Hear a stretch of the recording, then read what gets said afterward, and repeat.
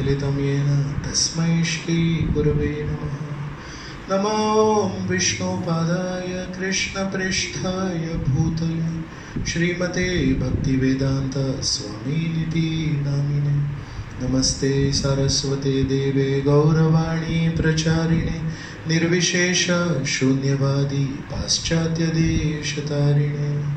जय श्री कृष्ण चैतन्य प्रभु नित्यानंद श्री अद्वैत गदाधर श्रीवासदि गौरभक्तवृंद।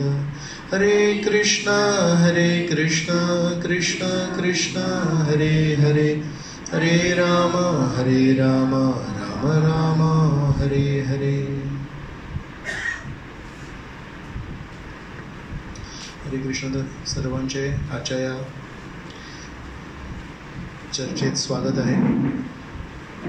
आज आपण अध्याय क्रमांक 2 याचा काही भाग आपण मागच्या वेळेस केला होता, तिथून पुढे आपण आज जाणार आहोत। गेल्या सत्रात आपण जी चर्चा केली त्यातील काही मुद्दे आठवत आहेत कोणाला महत्त्वाचे?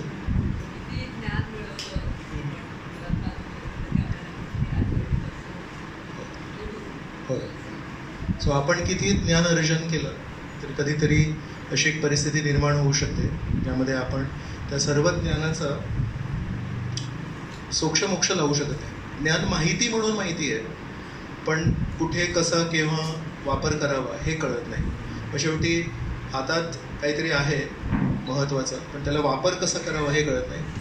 सो कधी कधी कम्प्युटरमध्ये फाईल असते, वर्ड डॉक्युमेंट आहे समजा, पण त्याला पासवर्ड प्रोटेक्टेड असतं। सो समोर ती फाईल दिसते पण पासवर्ड नाही आहे, किंवा आपल्याला कोणाचं ATM कार्ड मिळालं, क्रेडिट कार्ड मिळालं, पण ते आपण एनकॅश करायला जेव्हा जातोय तेव्हा ते म्हणतात याचा पिन नंबर आहे का किंवा काही आहे का। So without that is useless.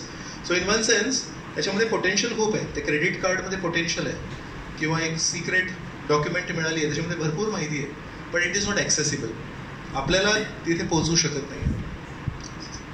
Anybody else? मागच्या वेळेस आपण जी चर्चा केली त्याच्यावर काही अर्जुनाची आपण 5 कारणं बघितली का? तर काही सामाजिक कारणं होती, काही बौद्धिक कारणं होती, काही भावनिक कारणं होती। So very intelligent person. काल मागच्या वेळेस मी चर्चा करत होतो की त्यातील एक कारणं जर आपण बघितली की अर्जुन का म्हणतायत युद्ध नाही करायचं, खूप उत्कृष्ट कारणं आहेत ती। सो इंडिव्हिज्युअली जर बघितलं, एकटं जर बघितलं तर खूप छान कारणं आहेत ती। फक्त श्रीकृष्ण असे एकटे व्यक्ती आहेत जे त्या कारणांना फेटाळून लावू शकतात।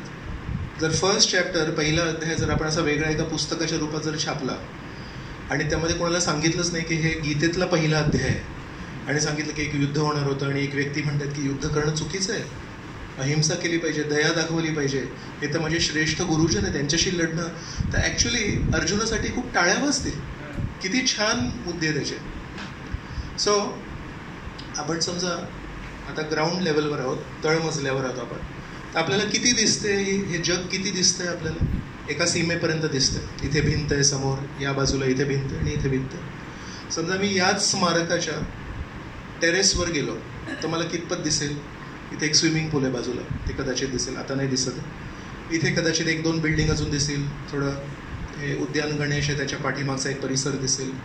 तर या स्मारकाची जी उंची आहे ती कदाचित 3 मजले एवढी, आणि शेजारी समजा अजून एक स्काय स्क्रेपर असेल, 15-1 मजल्यावर जर गेलो आणि तिथून बघितलं तर अजून दिसतं, आणि तिथे अजून एक समोर मला दिसली बिल्डिंग, खूप उंच आहे, अजून 25-30 माळ्यांची असेल, आणि तिथून बघितलं तर अजून दिसेल, बरोबर? तर अशाच पद्धतीने ॲक्च्युली हे जे सगळे आपल्याला आकार दिसत आहेत किंवा आपल्याला ज्या काही गोष्टी दिसत आहेत तर त्याची पोच किती? So that depends on your height. तुम्ही किती आजूबाजूचं जग बघू शकता हे तुमच्या उंचीवर आधारित आहे। लहान बाळाला काहीच दिसत नाही, आपल्याला थोडंफार तरी दिसतं, आणि तसं त्या प्रकारे, बरोबर? तर श्रीकृष्णांची उंची किती आहे? श्रीकृष्णांची वैचारिक उंची किती? अनलिमिटेड आहे। आपल्याला आपल्या जीवनातल्या समस्या माहिती आहेत, मला माझ्या देहातल्या, या शरीरातल्या समस्या माहिती आहेत, आपणा सर्वांना स्वतःच्या शरीरात काहीतरी इजा होत असेल ते सगळं माहिती आहे, आणि श्रीकृष्णांना केवळ माझ्या नाही माहिती आहेत समस्या, तुमच्या नाही माहिती आहेत, सर्वांच्या माहिती आहेत, अगदी प्राणी मात्रांच्या, पशु पक्ष्यांच्या सर्वांच्या समस्या माहिती आहेत, बरोबर?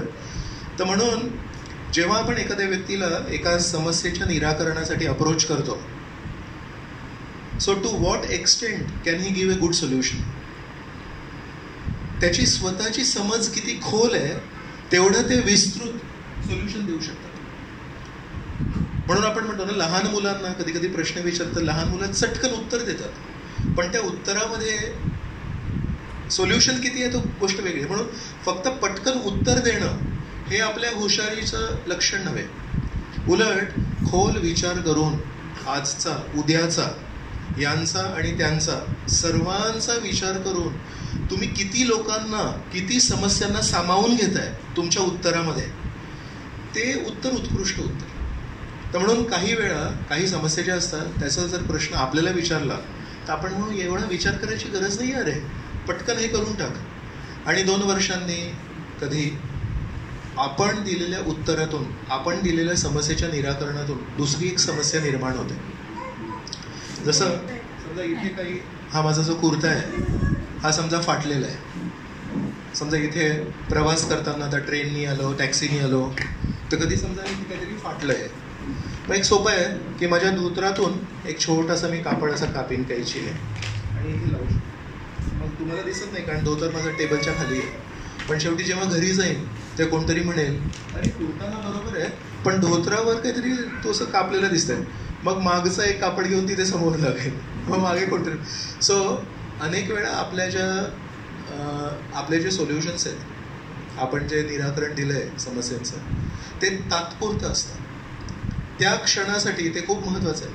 सो 1880s मध्ये रफली London municipal corporation had a big problem in front of them. काय तर एवढ्या त्या घोड्यांच्या बग्गी होत्या तिथे प्रवासासाठी आणि ते घोडा भरपूर ड्रॉप करायचे. सो ते कुठे कसं हँडल करायचं. So many carriages, all of them horse carriages, आणि आपल्याकडे तरी बैल आणि गायी असतात, त्या गायीच्या शेणाचा काहीतरी सदुपयोग करता येतो, घोड्यांच्या शेणाचा काही करता येत नाही. So biggest problem at that time was this. Then somebody came up with automobile. So just see काय उत्कृष्ट सोल्युशन दिलं आहे. No horse carriages, no horses, no horse tool, no bad odour problem, no disease problem. किती सुंदर solution आहे. आता 100-1 वर्षांनी आपल्याला इथे येत आहे की इथला प्रॉब्लेम गेला आणि ब्रीदिंगचा प्रॉब्लेम आला. Yes. So now you have electric cars. आता जर तुम्ही बघितलंय तर बऱ्याचशा कारची ग्रीन नंबर प्लेट असते. So the green number plate is electric, right. So right now it seems this a very nice solution. No exhaust. आणि सगळ्या मोठ्या मोठ्या बसेसवर पण बघतो झिरो एमिशन बस म्हणून, and they are advertising themselves की आम्ही किती पुढले आहोत. झिरो एमिशन, कार्बन डायऑक्साईड नाही, कार्बन मोनॉक्साईड नाही.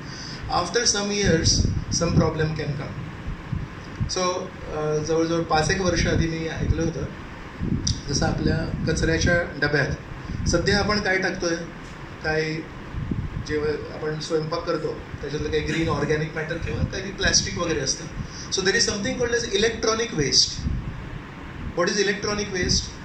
आपण हा फोन काही वर्ष वापरू आणि त्यानंतर जेव्हा कामाचा नसतो हा तेव्हा फेकतो ना, तर त्याच्यातलं हे जे सर्किट असतं ना, ग्रीन कलरचं PCB असतं. सो दॅट इज मर्क्युरी असतं त्याच्यामध्ये. सर्किट्स असतात mercury, and mercury if you no is a very poisonous substance. Mercury थोडं जरी घेतलं इल इमिजिएटली डाय. तर all these electronic devices, laptops, tablets, phones, dot, all of them have mercury there.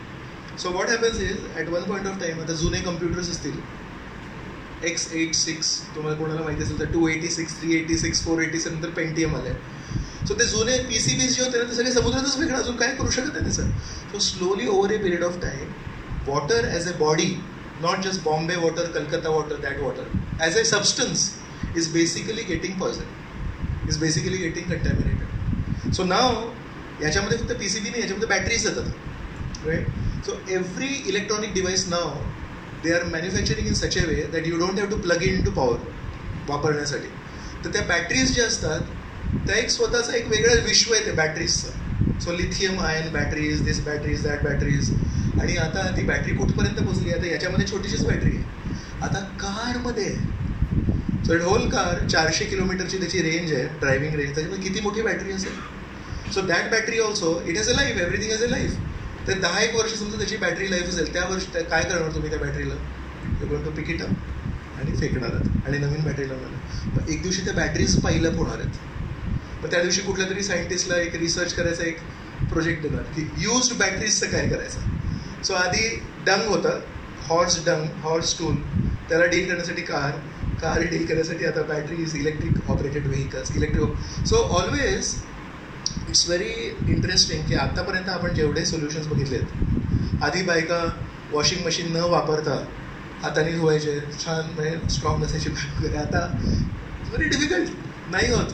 आणि मग sometimes the doctor says forcingly now you have to walk on a treadmill, किंवा तुम्हाला you have to bend down and all that. So they were doing all that. But things that's how we are, की या प्रॉब्लेमसाठी हे solution, मग ते solution नंतर जे problems होतात ते 10-1 वर्षांनी येतात, मग त्यासाठी हे solution. So different things.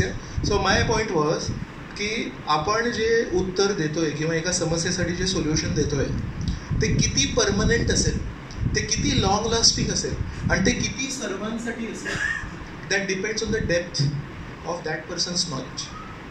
So Shrikrishna केवळ त्यांच्या समोर अर्जुनाचे हे जे 5 विषय होते की मी युद्ध नाही करणार, ते केवळ श्रीकृष्णांच्या दृष्टीने चुकीचे आहेत. आणि जर आपण श्रीकृष्णांच्या लेवलवर नाही आहोत तर actually we should accept it.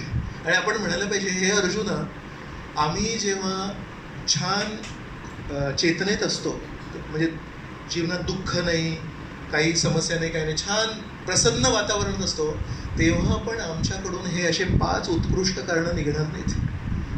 आणि तू त्या भ्रमात, त्या परिस्थितीत असताना जेव्हा समोर शोकाकुल असतो, समोर सगळे लोक आहेत, तेव्हा तुझ्या मनामध्ये हे 5 छान एकदम पद्धतशीर कारणं आले. Hats off to you. किती तू छान खोलवर, तू एक सज्जन व्यक्तीस. तर हे ना आपण कुठेतरी स्वीकार करायला पाहिजे. So let's not become higher than what we are. तर कुठेतरी हे पण सांगणे गरजेचं आहे. नाही तर आपण काय करू, अच्छा अर्जुनाचे पॉईंट्स काही स्वीकार नाही केले श्रीकृष्णाने, तरी मी म्हणतच होतो अर्जुन, मला माहितीच होतं चुकलाच आहे. अर्जुन चुकलेला नाही आहे. सी, मेनी टाइम्स आपल्या जीवनात जेव्हा काही प्रॉब्लेम्स येतात तेव्हा we differentiate in to right and wrong, चूक आणि बरोबर. इथे काय चाललंय माहिती आहे, 2 बरोबर मधून कुठलं बरोबर आहे त्याच्यावर चालली आहे चर्चा. Arjun is not wrong, Arjun is less right.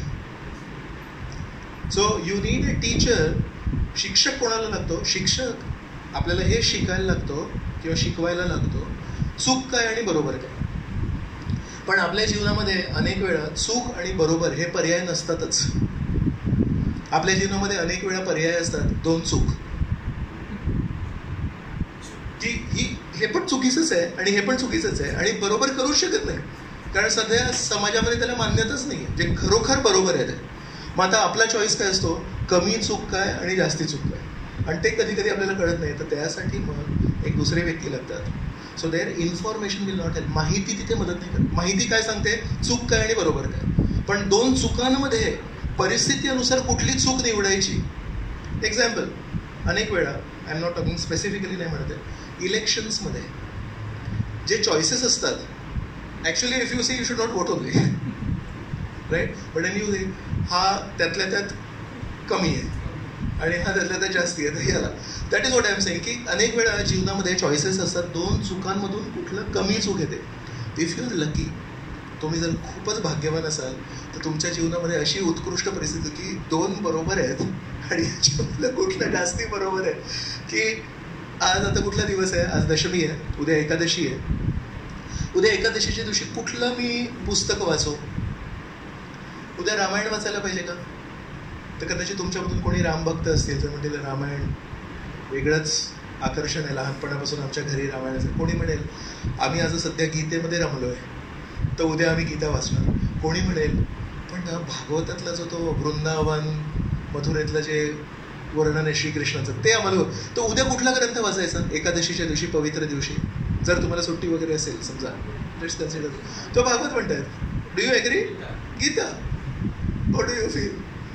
ते कदाचित Ramayana. So now who is right and who is wrong. So अशा काही गोष्टी येतात ज्या सगळे चॉईसेस बरोबर आहेत, पण ते यांच्या दृष्टीने यांना भागवताप्रती प्रेम आहे. भागवत म्हणतील, हे म्हणतात की ना सध्या मी स्टुडंट आहे, आता सध्या मी विद्यार्थी आहे, मला गीता नीट समजून घ्यायची, मला अनेक लोक विचारतात, अरे या वयात कुठे चाललेस गीता क्लासला?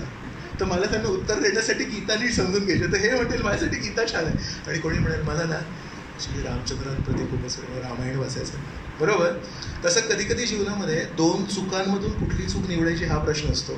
2 योग्य गोष्टींमधून कुठली योग्य गोष्ट, त्याच्यासाठी शिक्षक नाही लागत. शिक्षक चूक आणि बरोबरसाठी लागतात.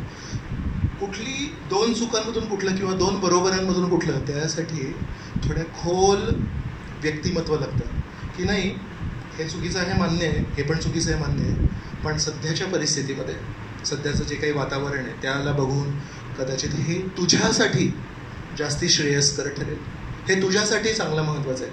आणि त्याच वेळी दुसरे व्यक्ती जर येऊन प्रश्न विचारले की तुमचं काय म्हणणं याच्यावर, तर तेच व्यक्ती त्या दुसऱ्या प्रश्न विचारणाऱ्याला अगदी विपरीत उत्तर देऊ शकतात. आणि दोन्ही उत्तरं एका तिसऱ्या व्यक्तीने ऐकली असेल तर तो भ्रमित होणार. यांनी प्रश्न विचारला, तुम्ही यांना उत्तर दिलं, यांनी प्रश्न विचारला, या दोघांमध्ये अजिबात मला कळलं नाही की याचं वेगवेगळं उत्तर का दिलं. पण नाही, त्याची परिस्थिती वेगळी आहे, याची परिस्थिती वेगळी आहे. डॉक्टरांकडे गेल्यावर प्रत्येक पेशंटला ते तपासून त्याचं ब्लड प्रेशर काय आहे, त्याचं तापमान काय आहे, त्याची हिस्ट्री काय आहे, त्याच्या अनुसार औषध देतात. मग आपल्या जीवनात पण जर खरोखर आपल्या समस्यांना आपल्याला जर निराकरण पाहिजे असेल तर ॲक्च्युली त्याला किती कस्टमाइज्ड गायडन्स पाहिजे विचार करा. तर अर्जुन जे आहेत, अर्जुनाने खूप छान मुद्दे मांडले. फक्त एकच व्यक्ती आहेत जे अर्जुनापेक्षा उंच आहेत. अर्जुन खूप थोर आहेत, अर्जुन खूप सज्जन आहेत. अर्जुन एका अर्थाने जरी आपल्याला श्रीकृष्ण म्हणतात भ्रमित झाले, आंतरिक त्यांचे जर विचार बघितले, कसं करणार कोण भ्रमित आणि कोण नाही आहे.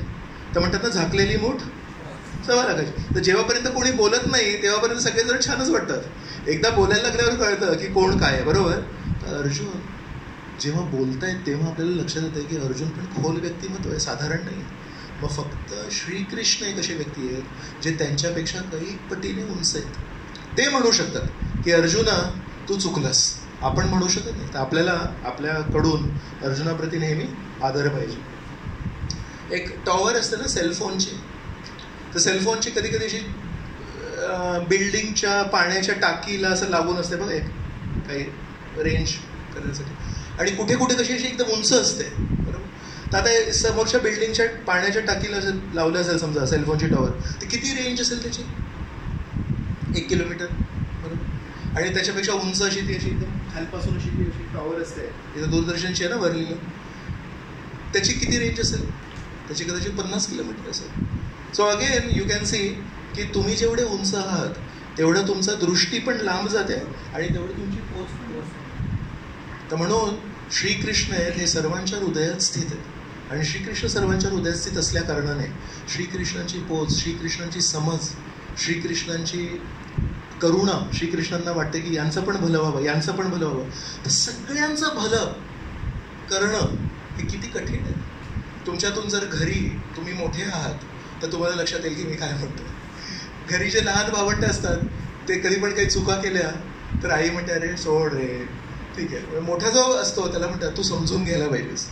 तर समजा एक बहीण किंवा एक भाऊ असेल तर तो पण एक संघर्षच असतो समजून घेणं. आणि घरी जर 5 भावंड असतील आणि जर आई म्हणाली अरे समजून घे, तर मग याला पण समजून घ्यायचं, याला पण समजून घ्यायचं, हिला पण समजून घ्यायचं, याला पण समजून घ्यायचं, आणि मी सगळ्यांना समजून घ्यायचं आहे. तर एक प्रेशर येतं. श्रीकृष्णांवर किती प्रेशर आहे विचार करा. श्रीकृष्णांना सगळ्यांना सांभाळून घ्यायचं आहे, आणि सगळ्यांना सांभाळून कोणाचीही तक्रार नको की माझ्याकडे दुर्लक्ष झालं, तुम्ही ही जे सोल्युशन दिलं या सोल्युशनमध्ये मी फसलो. तर श्रीकृष्णांना सगळ्यांना सामावून, सगळ्यांना सांभाळून, सगळ्यांना प्रेम देऊन सगळ्यांचं भलं करायचं आहे.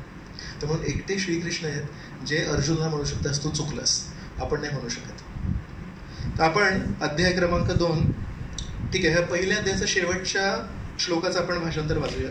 संजय म्हणाला, रणभूमीवर याप्रमाणे बोलून झाल्यानंतर अर्जुनाने आपले धनुष्यबाण बाजूला टाकले आणि अत्यंत शोकाकुल होऊन तो रथामध्ये खाली बसला. अर्जुन आता पहिल्या अध्यायाच्या शेवटी रथावर खाली बसलाय. दुसरा अध्यायाचा पहिला श्लोक. संजय म्हणाला, करुणेने भारावलेल्या, मन खचलेल्या आणि अश्रूंनी नेत्र भरून आलेल्या अर्जुनाला पाहून मधुसूदन श्रीकृष्ण पुढील प्रमाणे म्हणाले. आता बिचारा अर्जुन अशा प्रकारे छान कारणं देऊन मन खचलेलं आहे आणि रथावर खाली बसलंय. तर अशा वेळेस शेजारी जर कोणी मित्र असले तर काय मार्गदर्शन करतील साधारणपणे? तुमचा कोणी जवळचा मित्र मैत्रीण, तुम्ही घरी त्याला भेटायला गेलेत आणि खूप खचून असं एकदमच व्याकुळ झाले, शोकाकुळ झाले, तर आपण काय म्हणू साधारणपणे? वाईट वाटून घेऊ नको, पुढे चांगलं होईल, त्याला धीर देऊ. आपण बघूया श्रीकृष्ण काय म्हणतात. श्री भगवान उवाच कुतस्त्वा कश्मलमिदं विषमे समुपस्थितम् अनार्यजुष्टमस्वर्ग्यम अकीर्तिकरम अर्जुन. आता थोडं लक्ष देऊन ऐका श्रीकृष्ण अर्जुनाला काय म्हणतात. पुरुषोत्तम श्री भगवान म्हणाले, हे अर्जुना, तुझ्यामध्ये अशा अशुद्ध गोष्टी कशा आल्या? ज्या मनुष्याला जीवनाच्या मूल्यांचे ज्ञान आहे त्याला या मोहमयी गोष्टी मुळीच शोभत नाहीत. आणि तुम्ही म्हणताय मोहमयी. असा मोह मनुष्याला उच्चतर लोकांमध्ये नेण्यात नाही तर त्याच्या दुष्कीर्तीला कारणीभूत होतो. सो अनार्य, आर्य म्हणजे सुसंस्कृत व्यक्ती, अनार्य म्हणजे तू सुसंस्कृत व्यक्तींसारखा नाही बोलतेस. आणि मागच्या वेळेस आपण चर्चा केली, ते जड भरताचं उदाहरण बघितलं, पीटर बर्वशचं उदाहरण बघितलं, मृगारीचं उदाहरण बघितलं. त्यामध्ये मी सगळ्यांना तुम्हाला विचारलं होतं की हे चांगलं आहे की नाही. म्हणजे खूप चांगली भावना आहे, दयेची भावना चांगली. आणि श्रीकृष्ण म्हणतायत अनार्य आहे, अस्वर्ग्यम म्हणजे या भावनेने तो उच्चतर लोकांची प्राप्त नाही करू शकत. आणि अकीर्तिकरम, कीर्ती तुझी वाढणार नाही, उलट लोक तुला नावं ठेवतील, पळकुटे आहेस तू, कुठे पळून चाललायस म्हणून. तर आपल्या आंतरिक भावना ह्या आहेत की हे तर उच्च माझे वरिष्ठ आहेत आणि यांच्या विरुद्ध नाही जायला पाहिजे. पण लोकांची दृष्टी काय? लोक म्हणे आला मोठा, धनुष्यबाण ताणून उभा होता. जसं यांनी 2 सैन्यांमध्ये गेला आणि बघितलं द्रोण, भीष्म, कर्ण, अश्वत्थामा, चला निघूया इथून, आणि आता म्हणतोय की काय माझ्या मनात दया होती वगैरे. सो श्रीकृष्ण तो पण एक दृष्टिकोन देतात की जरी आपले हेतू आणि आपल्या मनातल्या भावना शुद्ध असल्या तरी लोक त्याला त्या दृष्टीने बघत नाहीत. मग अशा परिस्थितीत जगायचं आहे का? तर अनेक वेळा जेव्हा कोणी मला भेटतात तेव्हा म्हणतात, साधारणपणे मी ऐकलं असं, मी ना कोणाचं कधी वाईट नाही केलं. प्रामाणिकपणे बोलतात. I am giving full credit to them. मी डाऊट नाही करत त्यांच्या शब्दात. पण म्हणतोय मी आजपर्यंत कोणाचं वाईट नाही केलं. मी माझ्या मित्रांचं, भावंडांचं, लहानपण मी मोठा, आमचे वडील निघून गेले लहानपणी तर सगळी जबाबदारी माझ्यावर आली. I know so many families, मोठ्या भावाने शिक्षण थांबवलं स्वतःचं आणि नोकरी केली. का? तर लहान भावंडांचे शाळेचे, कॉलेजची फीस वगैरे देतील आणि त्यांचं शिक्षण व्हावं म्हणून, बरोबर. पण नंतर काही दिवसांनी काय होतं, हे शिकून मोठे होतात लहान, पण ते कोणाच्या पैशाने शिकले? पण तो मोठा शिकला नाही. का? पैसे देणे गरजेचं, नोकरी करणं गरजेचं होतं, म्हणून हा शिकलेला नाही. तर यांची परिस्थिती नक्कीच, शिक्षण जर झालं नसेल तर आर्थिक परिस्थिती कशी उंच नसते आणि लहान भावंडांची मोठी होते. आणि काही वर्षांनी भावंडांमध्ये काही प्रॉब्लेम नसेल पण मग परिवारातले बाकीचे लोक भांडणं होतात. So then it pains. तेव्हा मग याला वाईट वाटतं. मग नेहमी मला मंदिरात वगैरे येणारी लोक असे जनरली ना असे चांगल्या मनाचे पण वाईट अनुभव असलेले. जेव्हापर्यंत आपलं मन चांगलं असतं आणि चांगला अनुभव असतो तेव्हापर्यंत छानच वाटतं. मी चांगलं केलंय आणि याने ते ओळखलं आणि याला मला नेहमी धन्यवाद दिला, मग मला तेव्हा परमेश्वराची आठवण येते. परमेश्वराची आठवण कधी येते? जेव्हा मी सगळ्यांसाठी चांगलं केलं पण कोणी ते ओळखलं नाही, उलट मला नावं ठेवलंय, मग तेव्हा कुठेतरी मन दुखावतं. मग तो परमेश्वरला जाऊन विचारतो, मी कोणाचं वाईट नाही केलं, मी आजपर्यंत सगळ्यांना मदत केली, पण आज असे दिवस आले आहेत की आज जेव्हा मी मदत मागतोय किंवा मी मदत मागते, मला मदत करायला कोणी नाही. असं का बरं होतं? असं ऐकलंय मी, अनेक वेळा ऐकतो असं. तर काय म्हणतात, मान्य आहे. सी आता हे ना फिलॉसॉफी आहे, हे तत्वज्ञान झालं, बरोबर. साधारणपणे आपल्या जेव्हा भावना दुखवतात ना तेव्हा याचा आणि याचा संबंध तुटतो. आपण वाचलेलं असतं, पण जेव्हा इथे कोणतरी कटू शब्द वापरतात, अगदी शब्दबाण वापरतात, त्यावेळेस आपण कितीही गीता वाचलेली असेल ना त्या क्षणी खूप दुःख होतं. तेव्हा आपल्याला श्लोकही आठवत नाहीत. खरी गोष्ट सांगतोय, वास्तविक जी गोष्ट आहे ती सांगतोय, बरोबर. मी हे इथे का सांगतोय की जेव्हा आपल्या भावना डिस्टर्ब होतात आणि आपण चांगले असतो तेव्हा हा प्रश्न पडतो की मग माझा जो चांगुलपणा आहे तो माझी चूक आहे की तो माझा ॲसेट? इज इट अ ॲसेट और is it a liability? So साधारणपणे चांगले लोक जर या जगामध्ये चांगले राहायचे असतील तर त्यांना चांगले अनुभव येणे गरजेचे आहेत. चांगले लोक सुरुवातीला चांगलेच असतात, पण जेव्हा चांगुलपणा करून लोकांशी चांगलं वागून तशा प्रकारचा प्रतिसाद नाही मिळत, जेव्हा चांगले अनुभव येत नाही, मग तेव्हा त्यांच्या चांगुलपणामध्ये विकार होतो, मग त्या दुधाला विरजण पडतं लागतं. सो हे का महत्त्वाचं आहे? श्रीकृष्ण प्रॅक्टिकल आहेत. हे का सांगतोय की श्रीकृष्ण काय म्हणतोय, तू चांगला आहेस, तुझे विचार चांगले आहेत आणि तू म्हणतोयस की नाही सोडून द्यायचं ना, काय प्रॉब्लेम आहे? आजपर्यंत या लोकांनी किती छळलंय मला आणि आजपर्यंत पण मी असा काही विशेष प्रतिकार नाही केला. बाहेर काढलं की 13 वर्षाचा केला वनवास, 12+1, आज पण सोडीन. तर श्रीकृष्ण काय म्हणतायत, आजपर्यंत जे झालं ते झालं, तेव्हा मी काही बोललो का तुला? नाही. तर तेव्हा ते बरोबर होतं. आज हे औषध देतो तर हे पण बरोबर आहे. डॉक्टर कधी गोळी देतात तर ती गोळी खातो आणि एक दिवशी जेव्हा तापमान जर समजा 104 105 गेलं असेल आणि समजा डॉक्टर म्हणतात की आता झोपा, का बरं? इंजेक्शन द्यायचं आहे. पण तो इंजेक्शन का? आत्तापर्यंत मी 14 वर्ष तुमचा पेशंट आहे, 14 वर्ष आजपर्यंत नेहमी तुम्ही गोळ्या दिल्या, कधी सिरप दिलं, आजपर्यंत इंजेक्शन नाही दिलं. आज इंजेक्शन का देत आहे? का देत आहे इंजेक्शन? तो तापमान 99, तो तापमान 100 होता. मला डॉक्टराला गोळ्यांशी आसक्ती नव्हे, डॉक्टरांना सिरपशी आसक्ती नव्हे, डॉक्टरांना इंजेक्शनशी आसक्ती नव्हे, डॉक्टरांना पेशंटला बरं करण्याची आसक्ती आहे. म्हणून जेव्हा तापमान फक्त 100 होता तेव्हा गोळी दिली, जेव्हा 102 होता तेव्हा काहीतरी अजून दिलं, आता 104 105 आहे, इंजेक्शन द्यायला लागेल. सो आपल्याला ती एक सवय लागते की नाही, आतापर्यंत गोळ्याच खाल्ल्यात, आता इंजेक्शन करतं. श्रीकृष्ण म्हणतात आतापर्यंत मी काही बोललो नाही ना, जेव्हापर्यंत तू म्हणत होता ठीक आहे सहन करूया, कर सहन, छोटीशी गोष्ट होती ती, तेव्हा फक्त तुमच्यावर परिणाम होणार होता. आता हे धर्मयुद्ध आहे, आता टेम्परेचर आहे, तापमान आहे, हा 104 105 आहे. या युद्धातून तू जर गेलास आणि हे युद्ध जर स्पॉइल झालं, खराब झालं, तुझ्यावर फक्त परिणाम नाही होणार आहे, पूर्ण जगावर परिणाम होणार आहे. इथे सर्व सैन्य आहेत, या बाजूला किंवा या बाजूला, पूर्ण विश्वातले सर्व सैन्य आले तिकडे. सो हे जे युद्ध आहे हे फक्त पांडव कुळाच्या कल्याणासाठी महत्त्वाचं नव्हे.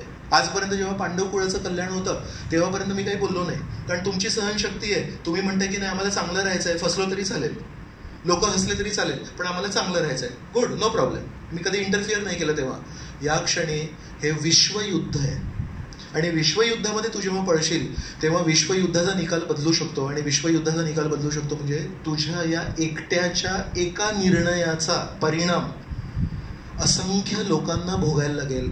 सो आता टेम्परेचर 106 आहे आणि या ठिकाणी मी तुला गोळी आणि सिरप देऊ शकत नाही, या ठिकाणी तुला इंजेक्शनच द्यायला लागेल मला. सो मी म्हणतोय तुझा चांगुलपणा हा मानसिक आहे, हा आतमध्येच ठेव. मानसिक आहे ना तर मनातच ठेव. आणि मी बाह्य दृष्टीने जे गरजेचं आहे, बाह्य दृष्टीने जे महत्त्वाचं आहे ते सांगतो ते कर. म्हणून चांगुलपणा आतमध्ये ठेवून बाहेर आपल्या कृतींमध्ये जे काही गरजेचं आहे ते करणं, हे शिकवायला श्रीकृष्ण आपल्याला आज मार्गदर्शन करत आहेत. आणि जर आपण भावुक होऊन, प्लीज लिसन व्हेरी अटेंटिव्हली, जर आपण भावुक होऊन आपला चांगुलपणा हा श्रीकृष्णांच्या वर लादला आणि म्हणाला तुम्ही हे आम्हाला युद्ध करायला सांगता, हे सगळं चुकीचं आहे, चांगुलपणा आम्हाला आईने शिकवलं, आम्हाला यांनी शिकवलं, त्यांनी चांगलं राहायचं, चांगलं व्यक्ती बनायचं, जर आपण श्रीकृष्णांना शिकवायला गेलो, एक असा दिवस येतो जेव्हा आपला चांगुलपणा आपल्याला खाली पाडतो.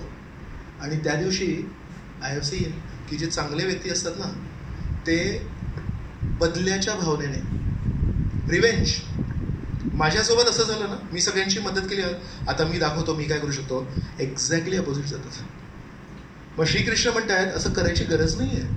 आधी अतिशय चांगलापणा आणि नंतर जेव्हा हे जग लुबाडतं तेव्हा त्याच्या विरुद्ध जाऊन जगाला लुबाडायला निघतात मग.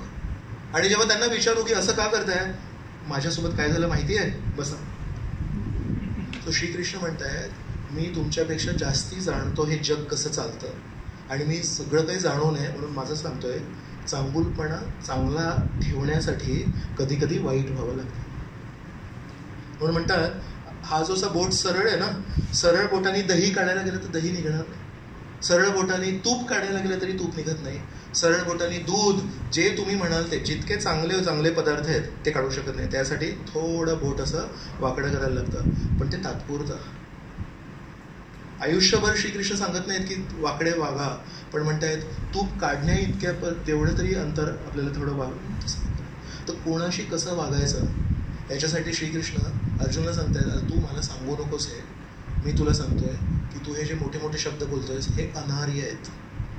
हा पहिला धक्का आहे श्रीकृष्णांचा अर्जुनाला. मला वाटत होतं की मी सुसंस्कृत आहे, श्रीकृष्ण म्हणते तू अजिबात सुसंस्कृत नाही आहेस. कारण जिथे लढायची गरज आहे तिथे लढायला पाहिजे, जिथे शांत बसायची गरज आहे तिथे शांत बसायला पाहिजे, जिथे नमस्कार करायची गरज आहे तिथे नमस्कार करायला पाहिजे, आणि जिथे धाक दाखवायची गरज आहे तिथे धाक दाखवणं पण सुसंस्कृत व्यक्तीचं लक्षण आहे. आज दुर्दैवाने आपण गीता वाचत नाही आहोत. साधारण समाजात आपण रामायणाला विसरलो आहोत. त्याच्यामुळे जिथे धाक दाखवायची गरज असते तिथे पण का कोणास ठाऊक कोणीतरी आपल्याला शिकवलंय की तिथे पण आपण झुकायला पाहिजे. का? कारण अहिंसा केली पाहिजे. पण अख्ख्या गीतेमध्ये अहिंसा याच्यावर भर नाही आहे, अख्ख्या रामायणामध्ये अहिंसेवर भर नाही आहे. रामचंद्रांनी अहिंसा केली असती आज जग वेगळं असतं. श्रीकृष्णांनी जर अर्जुनला सांगितलं तर खूप छान, नमस्कार करा, शस्त्र सोडून दे, तर आज जग वेगळं असतं.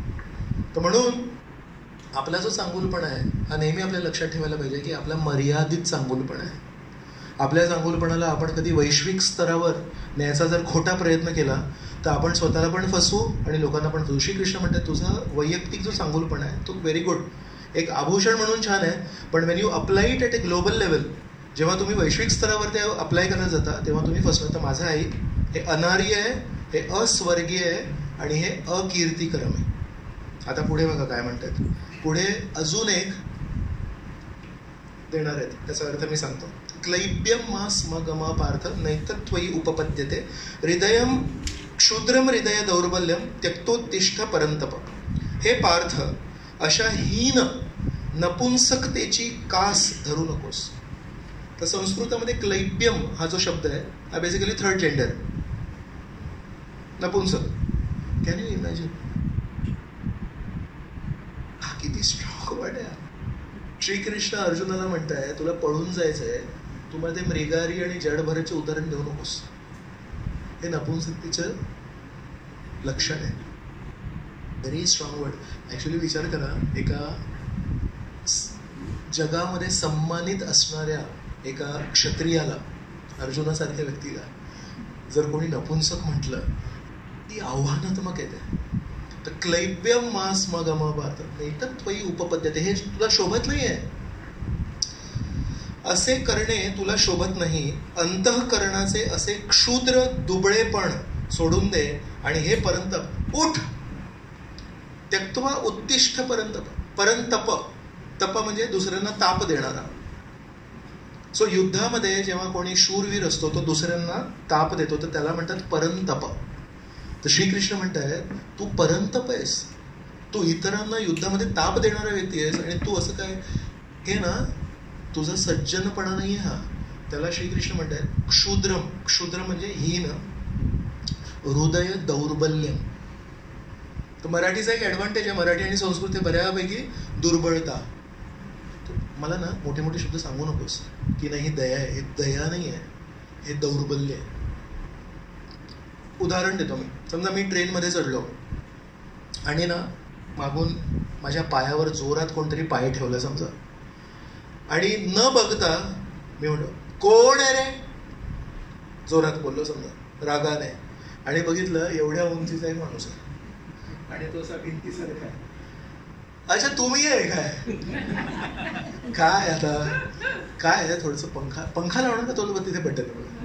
विषयांतर केलं बरोबर, आणि बघितलं एवढा लहानसा माणूस आहे, कोणतरी मुलगा नाही माणूस आहे, पण त्याची हाईट कमी आहे, जास्ती ताकद नाही आहे.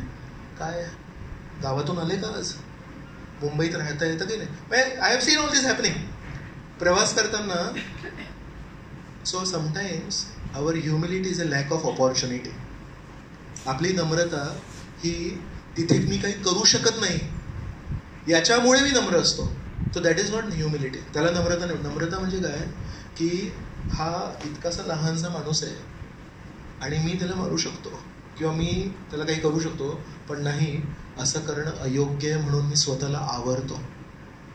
त्याला म्हणतात नम्रता. तर इथे श्रीकृष्ण म्हणतायत की तुझ्यासमोर इतके सगळे लोक आहेत आणि या लोकांसमोर, त्याच्यामध्ये आता लोक काय म्हणणार, साधारण जनता काय म्हणणार, युद्धावर, युद्धभूमीवर केवळ क्षत्रिय आहेत, ब्राह्मण तिथे नाही आहेत, वैश्य तिथे नाही आहेत, बाकीचे समाज तिथे नाही आहेत. हे सगळे लोक बघतायत की युद्धामध्ये काय चाललंय. ते लोक काय म्हणणार, अरे अर्जुनाच्या समोर भीष्म होते, अर्जुनाच्या समोर द्रोण होते, अर्जुनासमोर अश्वत्थामा होता, चिरंजीव. या सगळ्यांना बघून, एवढ्या मोठ्या मोठ्या पर्वतांना बघून हे छोटी टेकडी पळाली. ते हे नाही बघणार क्षमता आहे याच्यामध्ये, हा युद्ध करू शकतो. सो म्हणून श्रीकृष्ण एकदम स्ट्रॉंग शब्द वापरतात. तर काही आचार्य ते म्हणतात की मथुरा आहे ना, मथुरा, मथुरेचे कोणी तुमचे मित्र वगैरे असेल ऑफिसमध्ये तर थोडे त्यांची जीभ जरा कडक असते. चौबे वगैरे असे मथुरेचे जे लोक असतात ते थोडे बोलण्यामध्ये एकदम तिखट असतात.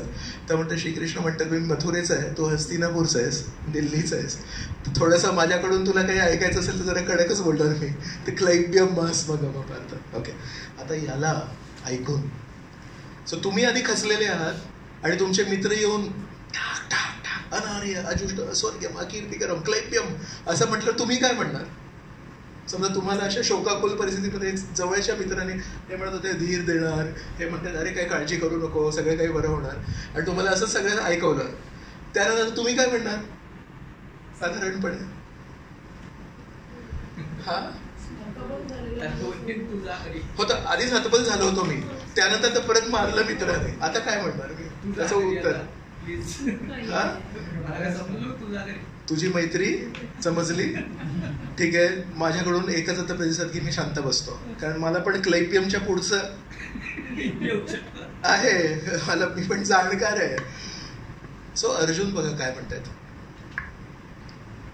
अर्जुन उवाच कथम भीष्मम अहम संख्ये द्रोणम च मधुसूदन इशुभी प्रतियोत्स्यामी पूजा अर्हाव अरिसूदन. अर्जुन म्हणाला, हे अरिसूदन, हे मधुसूदन, मला पूजनीय असणाऱ्या भीष्म द्रोणांसारख्या व्यक्तींशी मी बाणांनी कसे काय युद्ध करू शकेल. तर मी पूजा अर्हाव म्हणजे यांना मी पूजा अर्पण करायला पाहिजे, गुरूंची मी पूजा करायला पाहिजे, श्रेष्ठ जनांच्या चरणी मी फूल वाहायला पाहिजेत. मला आईने ते शिकवलंय. मला एक सांग की तुझे जे गुरु आहेत, अर्जुन श्रीकृष्णाचे गुरु कोण, सांदीपनी मुनी. तर म्हणतात सांदीपनी मुनींना जर तुझ्या उभे असेल तर तू कधी बाण मारशील सांदीपनी मुनींना. आणि तुझे आजोबा आहेत उग्रसेन महाराज, तर उग्रसेन महाराजांना तू कधी मारशील काय बाण वगैरे, सांग मला.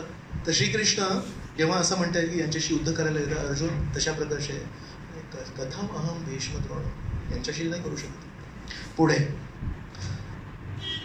महात्मा सम असणाऱ्या माझ्या गुरुजनांना मारून जगण्यापेक्षा भिक्षा मागून जगणे अधिक श्रेयस्कर आहे. जरी त्यांना भौतिक लाभाची इच्छा असली तरी ते ज्येष्ठ आहेत. हे स्वार्थी आहेत, मी नाही आहे स्वार्थी. यांना लोभ सुटलाय पण मला नाही सुटलाय, तर आपण म्हणतो ना ठीक आहे, ज्यांना लोभ सुटलाय त्यांना सुटू दे, ते भोगतील, पण मी का असं करू. ज्येष्ठ आहेत, त्यांची हत्या केल्यास आपले सर्व भोग रक्तरंजित होतील. नंतर मी या पैशांचं काय करू. मला जे काही पैसे मिळेल, मला जी काही विजय प्राप्त होईल, त्यामध्ये या सगळ्या जणांच्या रक्ताचे थेंब असतील, रक्ताचे शिंतोड असतील, मला नको आहे. आणि आता हे शेवटचं 6वा श्लोक आहे. त्यांच्यावर विजय प्राप्त करणे की त्यांच्याकडून पराजित होणे, या दोहोंपैकी कोणती गोष्ट अधिक चांगली आहे हे आम्हाला कळत नाही. जर आम्ही धृतराष्ट्र पुत्रांची हत्या केली तर आम्हाला जगण्याची आवश्यकता नाही, तरी देखील युद्धभूमीमध्ये ते आमच्या समोरच उभे आहेत, ते काही सोडून जात नाहीयेत. मग आता काय करायचं. मी सोडून गेलो, पाठीमागे येऊन मारतील. जर मी मारलं तर मला ते चुकीचे संस्कार वाटत आहेत, तर मी काय करू ते कळत नाही. मग आता हा टर्निंग पॉइंट आहे भगवद्गीतेमध्ये. काय म्हणतात, कार्पण्य दोष अपहत स्वभाव पृच्छामि त्वां धर्म सम्मूढ चेतः यत् श्रेयस्या निश्चितं ब्रूहि तन्मे शिष्यस्तेहं शाधी मां त्वां प्रपन्नो. माझ्या दुर्बळतेमुळे मी माझ्या कर्तव्याचरणाविषयी गोंधळून गेलो आहे आणि माझी मनःशांती नष्ट झाली आहे. अशा स्थितीत माझ्यासाठी निश्चितपणे सर्वात श्रेयस्कर काय आहे? श्रेयस्कर मला माहिती आहे, पण सर्वात श्रेयस्कर काय आहे या संबंधी मी तुम्हाला विचारित आहे. मी तुमचा शिष्य आहे आणि तुम्हाला शरण आलो आहे. कृपा करून मला उपदेश करा. सो आतापर्यंत 2 मित्र बोलत होते, समवयीन मित्र आहेत, अर्जुन आणि श्रीकृष्ण. भावंड आहेत, चुलत भाऊ आहेत, पण बेसिकली एका वयाचे आहेत. तर गंमत जम्मत मस्करी वगैरे भरपूर काही केली आहे त्यांनी. तर अर्जुनाला लक्षात आलं, अशा प्रकारे मित्रांची जेव्हा चर्चा होते ती वर्षानुवर्ष चालू शकते. एक मित्र असं बोलतो, म्हणतो हे असं नसतं, हे असं असतं. मग तो म्हणतो अरे असं नसतं, तसं असतं. तर 2 मित्रांची चर्चा ही वर्षानुवर्ष चालत राहील. या क्षणी अर्जुन आपल्याला एक शिकवत आहे की जर आपल्या शेजारी कोणी बुद्धिमान योग्य व्यक्ती असेल तर त्याच्याशी मित्रासारखं आचरण करू नये. कारण मित्रासारखं आचरण केल्याने कदाचित तो सत्य साधणार नाही, कारण मैत्री टिकवायची असते. तर अर्जुन म्हणतायत शिष्यस्ते अहम. या क्षणापर्यंत अनेक वर्ष आपण दोघं मित्रासारखे होतो, पण आता यावेळी जेव्हा माझ्याकडे सर्व काही असून मला योग्य काय आणि अयोग्य काय ते सुचत नाहीये, तर मी आजपासून तुमचा शिष्य आहे आणि कृपया तुम्ही मला उपदेश करा, मला मार्गदर्शन करा. तर आजपर्यंत आपण जी काही चर्चा केली तर आजपर्यंत हा 4था आपलं सेशन आहे. 3 घेतले, 1.1, 1.2 to 1.27 आणि 1.28 to 2.6. बरोबर. या सगळ्यांमध्ये कोण बोलत होतं? अर्जुन बोलत होते. अजूनही श्रीकृष्णाने सुरू नाही केलं. त्या श्रीकृष्णाने फक्त ते सांगितलं, गीताने सुरू केली, त्यांना फक्त म्हणाले की तू चुकतोयस म्हणून. जेव्हापर्यंत अर्जुन बोलतायत तेव्हापर्यंत श्रीकृष्ण बोलले नाहीत काही. सो श्रीकृष्ण कसे आहेत? स्पेस देतात, आपल्याला मोकळीक देतात. तुला वाटतंय ना तुला माहिती आहे, बोल. तुला असं वाटतंय ना की तुझ्याकडे सगळे काही जाणीव आहे, माहिती आहे, योग्य काय अयोग्य काय सगळं काही माहिती आहे ना, बोल, मी ऐकायला तयार आहे. जेव्हापर्यंत जीवात्मा म्हणजे तुम्ही आणि आम्ही त्याचं प्रतिनिधित्व अर्जुन करतायत, जेव्हापर्यंत आपण श्रीकृष्णांसमोर स्वीकार करणार नाही मला माहिती भरपूर आहे पण हुशारपणा नाही आहे, ज्या दिवशी आपण ते कबूल करू त्या दिवशी श्रीकृष्ण म्हणतात नक्की हो ठीक आहे बस तुला मार्गदर्शन करतो. पण जेव्हापर्यंत आपण श्रीकृष्णांसमोर आपली वाचा शक्ती आपलं ज्ञान पाझळू तेव्हापर्यंत श्रीकृष्ण म्हणतात मी ऐकायला तयार आहे, काहीही प्रॉब्लेम नाही, मला अजिबात घाई नाही. तर काही म्हणतात शिक्षक दे लव द सब्जेक्ट. काही शिक्षकांचा सब्जेक्ट आवडीचा असतो, मग तो विषय शिकवायला ते कोणालाही शिकवू शकतात. लहानांना शिकवू शकतात, मोठ्यांना शिकवू शकतात, अगदी आजोबांना पण शिकवू शकतात. तर कोणा समजा फिजिक्स आहे तर लहानांना फिजिक्सचे काय एक्झाम्पल द्यायचे, छोटे छोटे काहीतरी एक्झाम्पल देणार, मोठ्यांना थोडे चांगले ॲडव्हान्स देणार असं वगैरे. बरोबर. There are some teachers who love the students. मग ते विद्यार्थ्यांशी प्रेम करतात, ते विषयाशी प्रेम नाही करत. म्हणून विद्यार्थ्यांना समजण्यासाठी जर कोणी विद्यार्थी म्हणाले मला ना मॅथमॅटिक्स कळत नाही, तर ते जरी फिजिक्सचे टीचर असतील पण कारण त्यांना विद्यार्थ्यांशी प्रेम आहे तर थोडं मॅथमॅटिक्सची पुस्तकं वाचून येतील आणि म्हणतील तुला काय नाही कळलं, हे नाही कळलं ना, हे ॲक्च्युली मॅथमॅटिक्समध्ये असं असतं. सो विषयांशी प्रेम करणारे एक शिक्षक असतात, त्याच्यावर असतात ते मुलांशी विद्यार्थ्यांशी प्रेम करतात आणि त्यांच्यासाठी मग जे काही करणं गरजेचं आहे ते करतात. तर सब्जेक्ट्सला प्रेम करणारे जे टीचर आहेत ते त्या सब्जेक्टविषयी हे पुस्तक ते पुस्तक ते पुस्तक ते पुस्तक वाचतील. बरोबर. आणि वेगवेगळी उदाहरणं देतील. आणि जे स्टुडंट्स विद्यार्थ्यांशी प्रेम करतात ते काय करतात माहिती आहे, त्यांचा जो विषय तो पण शिकवतात. मग विद्यार्थ्यांवर प्रेम आहे ना, मग हळूच विचारतात हे समजलं तुला, तर नाही समजलं मला, ठीक आहे 6 वाजता शाळा संपली की मी थांबतो आणि 7 वाजेपर्यंत त्या एका मुलासाठी 1 तास देतात. सकाळचा जो 1 तास होता त्याच्यामध्ये 100 मुलं होती, संध्याकाळचा जो 1 तास आहे त्याच्यामध्ये एकच मुलगा आहे, पण त्यांचं विषयाशी प्रेम नाही आहे, त्यांचं मुलांशी प्रेम, विद्यार्थ्यांशी प्रेम, म्हणून विद्यार्थ्यांना शिकवतात. आणि तिसरा एक स्तर आहे टीचर्सचा, they don't love the subject, they don't love the students, they love teaching. त्यांना शिकवायला आवडतं. मग त्याच्यात विषय पण कुठलेही असू शकतात आणि स्टुडंट्स पण कोणी असू शकतात. So they are the best teachers. तर श्रीकृष्ण कसे आहेत, तिसऱ्या स्तराचे टीचर्स आहेत. त्यांना हे माहिती आहे की ज्याला भूक लागली असते त्यालाच आपण जेवायला वाढवू शकतो. तुम्ही ताट लावू शकता, 4 जणांसाठी घरी ताट लावू शकता, पण जो पटकन धावत येतो त्याला वाढण्यामध्ये आनंद आहे. सो श्रीकृष्णांना माहिती आहे की माझ्याकडे भरपूर वाढायसाठी भरपूर काही आहे, पौष्टिक गोष्टी आहेत, पण भूक किती लोकांना लागली आहे. मग आतापर्यंत अर्जुन म्हणतायत मी पण स्वयंपाक केलेला आहे आणि तुमचा स्वयंपाक काय असा इतकासा रुचकर आहे असं वाटत नाही आहे मला. मी पण काही कमी नाही आहे, माझ्या पण हाताला टेस्ट आहे. तर श्रीकृष्ण म्हणजे ठीक आहे, काय स्वयंपाक केलास तू आतापर्यंत? पण एक कारण दिलं, पण समाधान वाटत नाही आहे. मग दुसरा काय स्वयंपाक केलास तू? मग दुसरं पण इथे पाककला चालू आहे, नवीन नवीन पदार्थ इथे तयार होत आहेत, नवीन नवीन कारणं इथे तयार होत आहेत, पण ते सगळे पदार्थ खाऊन अर्जुनाचं स्वतःचं पोट काही भरलं नाही. मग शेवटी म्हणाले अरे वर्षानुवर्ष स्वतःचं जेवण केलंय पण काही त्याच्यात टेस्ट नाही. तुझ्याकडे तयार आहेस का? मी जे वाढीन ते खायला तयार आहेस का? कधी तिखट लागू शकतं, मध्येच मिरची लागू शकते. हो, तुझ्यावर विश्वास आहे, तू वाढ आता म्हणून.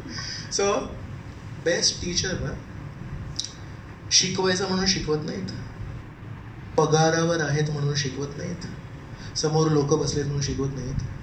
म्हणतात तुम्हाला भूक आहे का? तुम्हाला शिकण्याची तीव्र इच्छा आहे का? बरोबर. ग्लास असता इथे, तो ग्लास असता जर पालथा ठेवला आणि त्याच्यावर तुम्ही किती अमृत टाका, पाणी नाही, दूध टाका, काही फायदा नाही, ते सगळं वाहून जाणार. तर श्रीकृष्ण म्हणतात तू जेव्हापर्यंत मला म्हणणार नाहीस मी तुमच्याकडून शिकवण घ्यायला तयार आहे, कृपया मला मार्गदर्शन करा श्रीकृष्ण, तेव्हापर्यंत श्रीकृष्ण शांतपणे उभं सगळं ऐकत होते. असं करायला पाहिजे, तसं करायला पाहिजे, असं करायला. आणि शेवटी म्हणतात मी गोंधळून गेलोय. मग एवढं सगळं तू ज्ञान बोललास, आधीच सांगायला पाहिजे होतंस ना. तर हा ना आपला प्रवास आहे, हा आपल्या सर्वांचा पण प्रवास आहे. असं पटकन कोणाला तरी विचारणं की काय योग्य आहे आपल्याला पटत नाही. 2 शब्द तरी ऐकवायला आवडतं की रे. तर जरी आपण आपल्या जीवनात गोंधळून गेलेलो असलो, अगदी we may visit tax consultant, एकदम प्रॅक्टिकल उदाहरण देतो, पण त्याला पण 2 गोष्टी सांगतोच आपण की ॲक्च्युली त्या म्युच्युअल फंडमध्ये चांगला रेट आहे. नाही, तो म्हणाल एक मिनिट एक आमच्या वक्ते आहेत, त्यांना घर बांधायचं होतं. तर आर्किटेक्टला बोलवलं आणि म्हणाले हा एवढा प्लॉट एरिया आहे, म्हणाले पहिल्या माळ्यावर आम्हाला मास्टर बेडरूम द्या, दुसऱ्या माळ्यावर मुलांसाठी आणि डायनिंग रूम ग्राउंड फ्लोअरवर ठेवा आणि एक थोडं पुस्तक वाचण्याचं वगैरे तिची रूम आहे ती 2nd फ्लोअरवर ठेवा आणि 2 वॉशरूम 2nd फ्लोअरवर पण पाहिजेत आणि ग्राउंड फ्लोअरवर पाहिजेत. मग त्यांनी सगळं लिहून घेतलं आणि त्याने कागद दिलं. म्हणलं ठीक आहे तुम्ही सुरू करा बांधकाम. तर नाही नाही नाही तुम्हाला सांगतोय. तर म्हणा आर्किटेक्ट मी आहे, तर मी सांगणार तुम्हाला की घराची रचना कशी करायची. सो माझं काम होतं, मी आर्किटेक्ट आहे, मी याच्यामध्ये 5 वर्ष अभ्यास केला आहे. So if you know everything then this is your paper. मी लिहून ठेवलंय किती बाथरूम पाहिजेत, किती बेडरूम पाहिजेत वगैरे, बांधा तुम्ही. नाही नाही तुम्ही पाहिजे. सो जर मला तुम्ही हायर केलं आहे, so give me some space, I will tell you what is right. Right. आता डॉक्टर्स जे आहेत, कोणाकोणा डॉक्टर्सला एक नवीन चॅलेंज आहे की त्यांच्याकडे लोक यायच्या आधी डॉक्टर गुगलला भेटून येतात. आणि some doctors have told me की सांगतात ॲक्च्युली मला इथे आजार आहे, हे आजार आहे आणि 3 दिवसांपासून हे साईड इफेक्ट्स आहेत आणि त्याच्यामुळे ही गोळी माझ्यासाठी बरी राहील. डॉक्टर म्हणते ठीक आहे थँक्यू. नवीन जर पेशंट आला तर त्याला काहीतरी एक्स चार्जेस आहेत असं ऐकलं आहे मी, नंतर तुम्ही मॅडमला विचारू शकता. तर समजा फ्रेश पेशंट असेल, तुम्ही शिष्यस्ते हम शादी माम तो हम प्रपन्न, मला दुखतंय कृपया मार्गदर्शन करा, तर त्याला एक्स फीज आहेत 250 धरा समजा. आणि कोणी डॉक्टर गुगलला भेटून त्याला 500 फीज आहेत. का? You already know. So doctor consulting, another doctor is a big thing. तर doctor consulting in ordinary person is normal thing. एक पियानो टीचर होते, तर त्या पियानो टीचरला एक स्टुडंट आले, म्हणतात मला पियानो शिकायचं आहे. म्हणजे हो नक्की शिकवीन. मग किती? So 500 rupees per hour. म्हणजे ओके डन, नेक्स्ट वीकपासून. मग ते जाऊन तिथे तो शूज घालत होते. मग दुसरे एक स्टुडंट आले, ते म्हणतात मलाही पियानो शिकायचं. व्हेरी गुड, मी लहानपणापासून पियानो वाजवलाय, घरी माझ्या पियानो आहे. म्हणजे ओके 1000 रुपीज पर आवर. पण ओके ठीक आहे. मग तो गेला. तर तेव्हापर्यंत जो पहिला स्टुडंट होता तो आला, म्हणून अरे मला काहीच येत नाही आणि मला तुम्ही म्हणाले 500 रुपये आणि तो तर लहानपणापासून घरी पियानो वाजवतो, त्याला 1000 रुपये मिळेल. हो, त्याला जर येत असतं तर तो माझ्याकडे शिकायला नसता आला. सो बेसिकली त्याची कोरी पाटी नाही आहे. So I have to first make him unlearn. त्यांनी चुकीचे जे काही बोटं चालवले त्या पियानोवर, ते आधी मला ती सवय काढायला लागेल, त्याच्यानंतर योग्य शिकवायला लागेल. तर घरी जर तबला असेल, घरी जर सितार असेल, घरी जर हार्मोनियम असेल आणि लहान मुलं वडिलांना बघून जर वाजवत असतील तर त्याची जास्ती फीस घ्यायला लागते. का आधी ते चुकीचे बोटं त्याचे अनलर्न करायला लागतात त्याला. आणि मग तसं आपण पण सगळे या प्रवासातून जातो. मीही स्वतः या प्रवासातून गेलोय की मला माहिती आहे. लहानपणापासूनच आमच्याकडे अध्यात्माचं वातावरण आहे. हे आपण जर सांगतो ना, त्याच्यामध्ये श्रीकृष्ण म्हणतात ठीक आहे, पहिल्या अध्यायामध्ये मी एकही शब्द बोलणार नाही, तुम्हाला जे काही बोलायचं ते ऐकायला तयार आहे. व श्रीकृष्ण म्हणतात की एका स्तरावर तुझे हे जे संस्कार आहेत हे खूप छान आहेत, पण खरं सांगू या संस्कारांना समाजामध्ये मान्यता नाही आहे. तर म्हणून या दोघांचा बॅलन्स कसा करायचा ते मी शिकवतो तुला.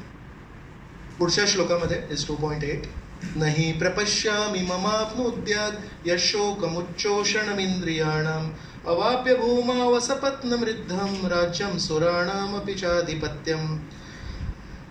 प्रश्न हा येऊ शकतो, श्रीकृष्ण म्हणू शकतात मी तर क्षत्रिय आहे, मी तर एक राजा आहे. इथे फार ऋषी मुनी पण आहेत या धरातलावर, या पृथ्वीवर व्यास ऋषी पण आहेत. तर तुला जर खरोखर मार्गदर्शन पाहिजे असेल तर तू व्यास ऋषींना जाऊन भेट, मला का तू भेटतोयस? तर त्याचं हा प्रश्न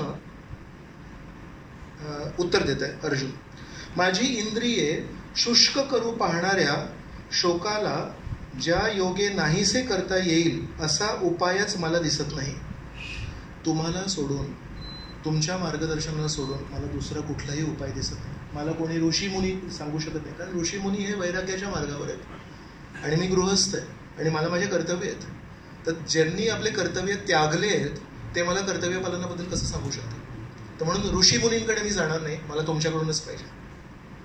स्वर्गातील देवांसारखे सार्वभौमत्व असलेले वैभवशाली तसेच निष्कंटक राज्य प्राप्त करून सुद्धा मला या शोकाचे निराकरण करता येणार नाही. याच्यामध्ये म्हणतात स्वर्गासारखा निष्कंटक. स्वर्गामध्ये वैरी नसतात, स्वर्गामध्ये फक्त देवता असतात. तर साधारणपणे भोगभूमी आहे ती, ही कर्मभूमी आहे. आणि खाली पाताळ लोक वगैरे आहेत ते बेसिकली काय म्हणणार त्याला, शिक्षा, पनिशमेंट. ते तिथे शिक्षा मिळते, हे आपलं कर्म करण्यासाठी स्थान दिले. योग्य केलं तर चांगलं, अयोग्य केलं तर वाईट. आणि वर इज भोगभूमी, is just enjoyment. 5 star hotel, तर 5 स्टार हॉटेलमध्ये कुठेही त्रास होत नाही, लिफ्ट पण चांगली असते, everything is very nice. So 5 star hotel म्हणजे स्वर्ग वगैरे. तर म्हणतात मला जर स्वर्ग जरी मिळालं त्याच्यामध्ये निष्कंटक भोग आहे, आनंद आहे, सुख आहे, इंद्रिय तृप्ती आहे, पण त्या इंद्रिय तृप्तीने माझा या क्षणीचा जो ही जी भावना आहे, ही जी परिस्थिती आहे, याचा काही फायदा होणार नाही. सो मला पैसे नको आहेत, मला प्रॉपर्टी नको आहे, मला मार्गदर्शन हवं आहे. तर या श्लोकाच्या पहिला हा जो एक भाग आहे तात्पर्याचा तो खूप सुंदर आहे. बघा, ऐकून तुम्हाला पण छान होतं. स्वभावतःच प्रकृतीच्या भौतिक कार्यपद्धतीची रचना ही प्रत्येकाला गोंधळात टाकणारी आहे. तर PhD लोक पण गोंधळात असतात आणि जे अशिक्षित लोक आहेत ते पण गोंधळ वेगवेगळे असतात, पण गोंधळ असतोच. या जगात पदोपदी गोंधळून टाकणारी स्थिती आहे आणि म्हणून मनुष्याने जीवनातील ध्येय प्राप्तीविषयी योग्य मार्गदर्शन करू शकणाऱ्या प्रमाणित आध्यात्मिक गुरुकडे जाणे आवश्यक आहे. आपल्या इच्छेविनाही घडणाऱ्या सर्व गुंतागुंतीपासून मुक्त होण्यासाठी संपूर्ण वैदिक साहित्य आपल्याला प्रमाणित आध्यात्मिक गुरुकडे जाण्याचा आदेश देते. या गुंतागुंती कोणी पेटविल्या विना पेट घेणाऱ्या वणव्याप्रमाणे आहे. वणवा कोणी पेटवत नाही, पण गरमीमध्ये तो पेटतो. तर कोणी सुरू केलं हे माहिती नाही, पण त्या वणव्यामध्ये आपण फसलो आहोत, तर आपल्याला कृपेची गरज आहे आणि आपल्याला त्याच्यातून बाहेर पडण्याची गरज आहे. जगातील परिस्थिती अशीच आहे. असा हा गोंधळ आपली इच्छा नसतानाही आपल्या जीवनामध्ये आपोआप निर्माण होतो. कोणालाही वणवा नको असतो, तरीही तो पेट घेतो आणि आपण गोंधळूनही जातो. म्हणून वैदिक ग्रंथ आपल्याला उपदेश देतात की जीवनातील गुंतागुंती सोडविण्यासाठी आणि त्या कशा सोडवाव्या याविषयीचे ज्ञान प्राप्त करण्यासाठी परंपरेतून चालत आलेल्या आध्यात्मिक गुरुकडे जाणे आवश्यक आहे. ज्या व्यक्तीला प्रमाणित आध्यात्मिक गुरुचा आश्रय लाभलेला आहे तिला सर्व गोष्टींचे ज्ञान असते. यासाठीच मनुष्याने भौतिक गोंधळातच खितपत न पडता आध्यात्मिक गुरुचा आश्रय घेतला पाहिजे. हेच या श्लोकाचे तात्पर्य आहे. सो एसेन्स या श्लोकाचा हा आहे की आपण सर्वांनी श्रीकृष्णांच्या शिकवणीला धरून, त्याला अनुसरून, परंपरेमध्ये योग्य गुरु स्वीकारून त्यांच्याकडून आपल्या सर्व परिस्थितींमध्ये काय योग्य आणि काय अयोग्य हे जाणून घेणं महत्त्वाचं आहे. तर गुरूंचं महत्त्व काय हे या श्लोकातून श्रीकृष्ण आपल्याला सांगतात. पुढे पण काही श्लोक आहेत त्याच्यामध्ये श्रीकृष्ण गुरु या तत्वावर मार्गदर्शन करतात. पण आजपर्यंत अर्जुन बोलत होते आणि श्रीकृष्ण शांत होते. आता यापुढे श्रीकृष्ण बोलणार आहेत आणि अर्जुन, कारण त्यांनी तशा प्रकारची भूमिका घेतली आहे की मी आता ऐकायला तयार आहे, मी आता भूकेला आहे, आता मला तुम्ही स्वादिष्ट व्यंजन वाढायला सुरुवात करा. तर इथून पुढे खूप छान श्रीकृष्ण मार्गदर्शन करतील आणि अर्जुन त्याला स्वीकारतील आणि अर्जुनाच्या दृष्टिकोनात, अर्जुनाच्या या जगाला बघण्यात, अर्जुनाला त्या परिस्थितीला, त्या युद्धाला बघण्यामध्ये एक वेगळाच दृष्टिकोन, एक वेगळा बदल घडतो.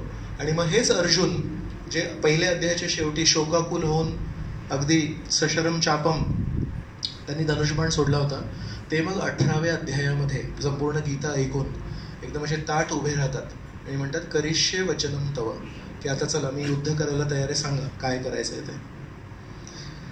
तर काही काही मी उदाहरण लिहिले आहेत.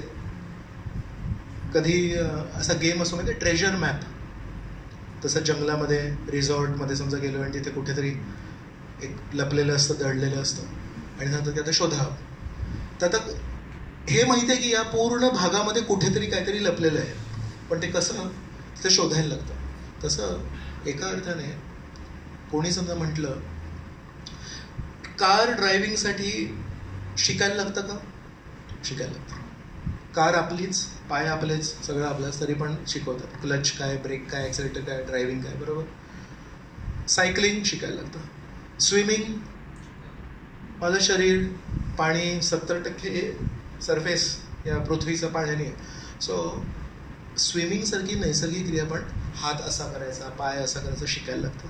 कार ड्रायव्हिंग शिकायला लागतं, चालायला शिकायला लागतं, नृत्य शिकायला लागतं. तर कधी कधी जेव्हा आपण असं म्हणू की अध्यात्म पण शिकायला लागतं, तर कधी कधी एक असा प्रश्न येऊ शकतो, अहो पण स्विमिंग आहे ना, हे बाहेरच्या जगाशी संबंधित गोष्ट आहे. पाणी हे आपल्या शरीराच्या बाहेर आहे, तर त्याच्याशी कसं इंटरॅक्ट करायचं हे शिकतोय. किंवा कार ड्रायव्हिंग म्हणजे रस्त्यावर कसं चालायचं, नृत्य करायचं म्हणजे जमिनीवर कसं, हे तर आंतरिक आहे. अध्यात्म आंतरिक आहे ना, बाकीच्या गोष्टी बाह्य आहेत. बाह्य गोष्टी शिकण्यासाठी शिक्षक लागतात. माझ्या आतमध्ये काय आहे हे अध्यात्म जाणण्यासाठी पण शिक्षक लागतात. सो आपल्यामध्ये खूप ज्ञान आहे, पण ते सुप्त आहे. आपण सत, चित आणि आनंद आहोत. आपण आठवलं भगवद्गीता कोर्समध्ये आपण चर्चा केली होती. तर सत म्हणजे चिरकाळासाठी, इटर्नल. चित म्हणजे नॉलेज आणि आनंद म्हणजे आनंद, आनंदित होतो. तर जीवात्म्याचे हे 3 मूळ गुण आहेत की जीवात्म्याचा कधी नाश होत नाही. जीवात्मा हा नेहमी ज्ञानमय आणि जीवात्मा हा आनंदमय. पण सध्या या भौतिक शरीरामध्ये आपण फसलेलो आहोत, जीवात्मा. तर हे जे भौतिक शरीर आहे हे असत आहे, याचा जन्मदिवस आहे आणि मृत्यू पण होतो याचा. तसंच अचित आहे. अचित म्हणजे पुढच्या जन्मी मला परत KG पासून सुरुवात करायला लागते. या जन्मी मी PhD असलो तरी माझं सगळं ज्ञान आहे या शरीरामुळे नष्ट होतं. आणि हे जे शरीर आहे हे निरानंद आहे. या शरीरामध्ये आनंद देण्याची कॅपॅसिटी खूप कमी आहे आणि दुःख देण्याची कॅपॅसिटी खूप जास्त आहे. मी एक उदाहरण दिलं होतं की दात जर दुखत असेल तर तो 24 तास दुखतो आणि 6 महिने दुखतो आणि काहीही करताना तो दात दुखायची एक जाणीव असते. पण गुलाबजाम खाल्ल्यावर जो आनंद असतो तो 2 क्षणामध्ये नाहीसा होतो. त्या शरीराची कॅपॅसिटी किती आहे? सुख पण भोगू शकतो आणि दुःख पण भोगू शकतो, पण सुख भोगण्याची क्षमता ती फार कमी आणि दुःख भोगण्याची क्षमता खूप जास्त आहे. तर म्हणून जेव्हापर्यंत या शरीरात आहोत, आपण बंधनात आहोत, तेव्हापर्यंत आपण असत, अचित आणि निरानंद आहोत. तर म्हणून आतमध्येच दडलेलं आहे, ते कोणीतरी बोट दाखवायला लागतं. म्हणून आपल्या जीवनामध्ये धावायची क्षमता जरी आपल्यामध्ये सगळ्यांमध्ये असेल, पण कोणत्या दिशेने धावावं, कोणत्या दिशेने धावणं गरजेचं आहे हे दाखवायला एक दिशा दाखवणारे गुरु लागतात. So Guru is not a teacher. आज today you have management Guru, driving Guru, dancing Guru. Actually गुरु हा जो शब्द आहे हा खूप विशेष शब्द आहे. गुरुग्रह आहे ना, गुरुग्रह किती आकाराचा आहे? सर्वात मोठा आहे तो. तर गुरु संस्कृतात गुरु शब्दाचा अर्थ काय माहिती आहे? सर्वात वजनी, सर्वात भव्य, सर्वात मोठा. तर गुरु हा या शब्दाचा अर्थ काय की संपूर्ण जगाचं मत एकीकडे. म्हणजे एका आपण जर वेईंग स्केल घेतली, असं भाजी घेतो तेव्हा आपण काय म्हणतो त्याला? वजन काटा. तर वजन काट्याच्या एकीकडे पूर्ण जगाचं मत आणि एकीकडे गुरूंचं मत. तर गुरूंचं मत हे त्या सर्व जगाच्या मतापेक्षा वजनी का? कारण गुरु हे तात्कालीन उपाय देत नाहीत, हे अल्प काळासाठी उपाय देत नाही आहेत. गुरु हे श्रीकृष्णांचं प्रतिनिधित्व करून लांबच्या दृष्टीने काय चांगलं आहे आणि त्याच्यामध्ये केवळ एकाच व्यक्तीचं हित होणारं हित देत नाहीत. नेहमी गुरु सर्वांचं हित कशात होईल हे देतात. म्हणून श्रीकृष्ण पण सर्वांना सामावून हित काय देतात आणि लांबच्या टप्प्याने हित काय देतात. तर एक जे प्रामाणिक गुरु आहेत जे श्रीकृष्णांचं प्रतिनिधित्व करतात, so in terms of time and in terms of number of people सगळ्यात जास्ती श्रेयस्कर काय ते देतात. तर म्हणून जरी हे आंतरिक असेल पण आंतरिक गोष्ट पण समजण्यासाठी आपल्याला कोणतरी दिशादर्शक, पथप्रदर्शक वी नीड गायडन्स. एक छोटीशी गोष्ट आहे इथे आपण समाप्त करूया. एक उपमन्यू, महाभारतामध्ये एक शिष्य आहे त्याचं नाव आहे उपमन्यू. तुम्ही कोणी ऐकली ही गोष्ट? थोडी फेमस गोष्ट आहे, मॅडमने सगळ्याच गोष्टी ऐकल्या आहेत. सो या उपमन्यूची गोष्ट आहे. उपमन्यू एका गुरुकुलात राहत होते गुरूंजवळ आणि त्यांना सेवा काय दिली होती की गायींना चारण्यासाठी जंगलात नेण्याची सेवा दिली होती. तर बघितलं की सगळे जे शिष्य होते ते असे थोडे बारीक होते, पण हे जे उपमन्यू होते म्हणजे एकदम स्ट्रॉंग, हेवीली बिल्ड होते. तर एक दिवशी त्या गुरूंनी विचारलं, अरे उपमन्यू तू असा एकटाच असा कसा काय एकदम स्ट्रॉंग? पण नाही, मी गायींना जेव्हा घेऊन जातो चारण्यासाठी तेव्हा मी त्यांचं दूध पितो तिथेच. तर मग गुरूंनी सांगितलं की अरे शिष्याचं कर्तव्य हे आहे की गुरु आज्ञा पालन करायची. तर म्हणून सध्या मी तुला सेवा प्यायची नाही दिली आहे, मी तुला गायींची काळजी घ्यायची दिली आहे.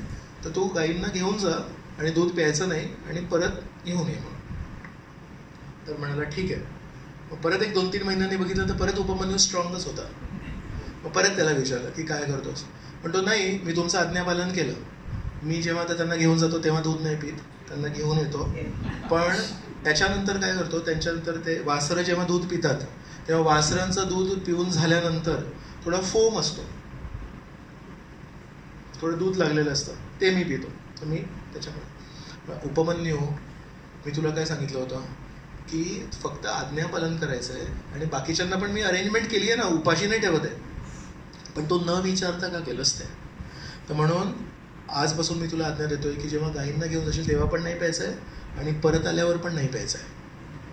मग उपमन्यू म्हणतो की ठीक आहे चला. तर अशा प्रकारे अनेक वेळा उपमन्यूला जे सांगितले तो तेवढं मोजकं करतो, पण पुढे काहीतरी एक त्याच्यातून काढतोच. मग नंतर एक दिवशी काय करतो की गायींना घेऊन जातो, आणतो, दूध नाही पित, मग नंतर भिक्षेसाठी जातात सगळेजण. तर ती भिक्षा ॲक्च्युली कसं कर्तव्य असतं की जी काही भिक्षा मिळेल ती गुरूंना आणून द्यायची आणि मग गुरु त्या भिक्षेतून सगळ्या शिष्यांना देतात. तर हा काय करतो, ते भिक्षा तिथेच खाऊन टाकतो. मग परत गुरु त्याला म्हणतात की ती भिक्षा सगळेजण मला आणून देतात आणि नंतर मी त्याचं योग्य वाटप करतोय, सगळ्यांना मिळेल असं, पण तू जेव्हा स्वतःच घेतोय तर ते चुकीचं आहे. ठीक आहे. तरी उपमन्यू स्ट्रॉंग आहे.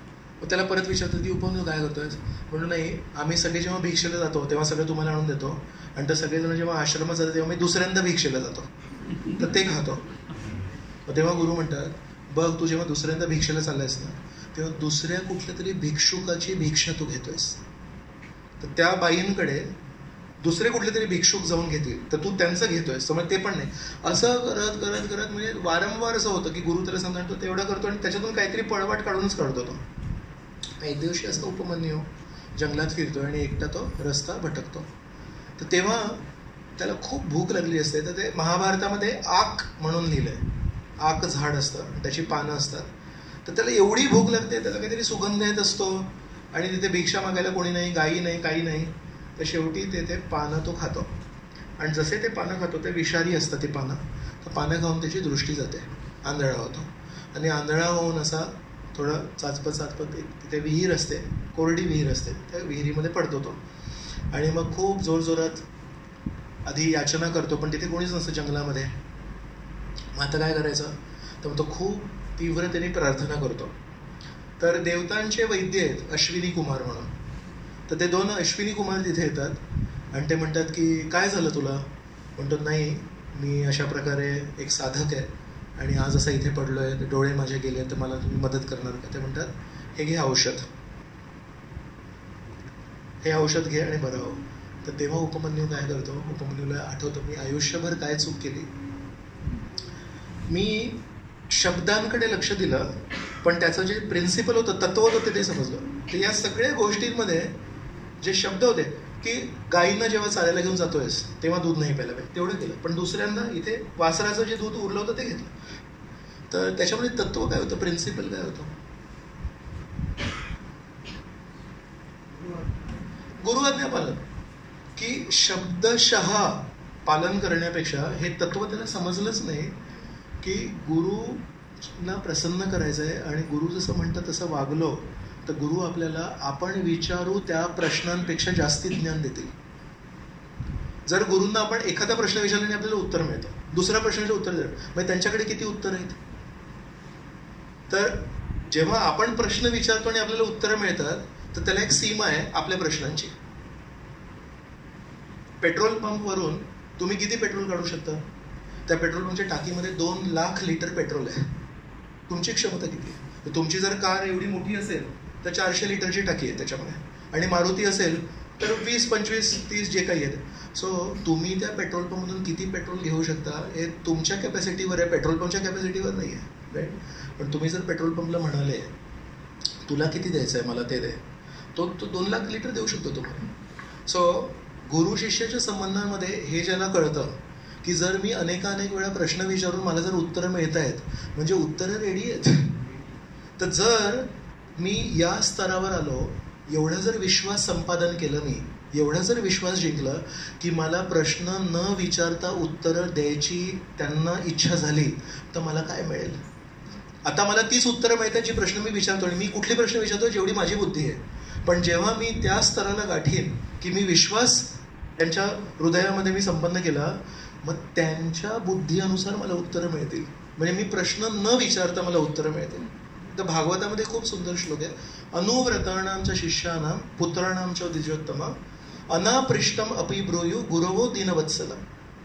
मैत्रेय मुलींना विदुर म्हणतायत अनापृष्टम, अनापृष्टम म्हणजे प्रश्न न विचारता अपि ब्रूयु गुरवो दीनवत्सला, की गुरु, प्रामाणिक गुरु हे किती दीनवत्सल आहेत की म्हणतायत माझ्याकडून कदाचित माझी तेवढी बुद्धी नाही आणि काही प्रश्न मला कदाचित सुचणार नाहीत, काही प्रश्न मी विचारणार नाही, पण तुम्ही बोला, मी न विचारलेल्या प्रश्नांची उत्तरं तुम्ही द्या.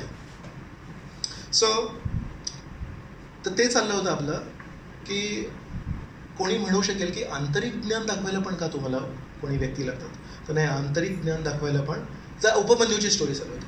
उपमन्यू, तर मग ते म्हणतात की अरे हे घे प्रसाद घे. तर तो तत्व काय होतं आपलं, तर गुरूंनी जे सांगितलं त्याला त्यांनी शब्दशः पालन केलं, पण ते तत्व त्याला समजलं नाही गुरुप्रसंग.